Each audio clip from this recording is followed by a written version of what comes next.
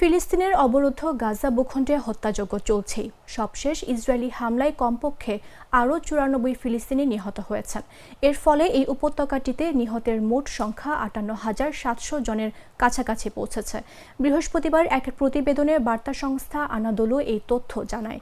এতে বলা হয়, ইসরায়েলের টানা হামলায় গাজা উপত্যকায় নিহত ফিলিস্তিনের সংখ্যা বেড়ে দাঁড়িয়েছে 58,677 জনে। মন্ত্রণালয়ের এক বিবৃতিতে বলা হয়, গত 24 ঘণ্টায় গাজা জুড়ে ইসরায়েলি বাহিনীর হামলায় আরও 94 জনের মরদেহ উদ্ধার করা হয়েছে এবং 367 জন আহত হয়েছেন।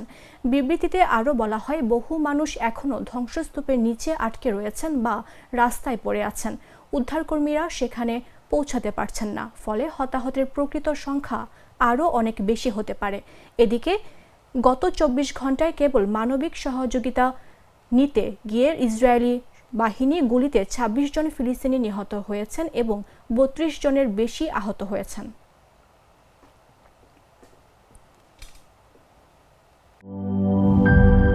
লাল সবুজের দেশে নতুন রঙের বেশে ঘরে বাহিরে সাজানো বলকে রেইনবো রেইনবো রেইনবো পেইন্টস রে সাশ্রয়ী দামে দেয়াল রাঙায় রেইনবো সবার রং সবার ঘরে ঘরে Rainbow Paints, the color of joy.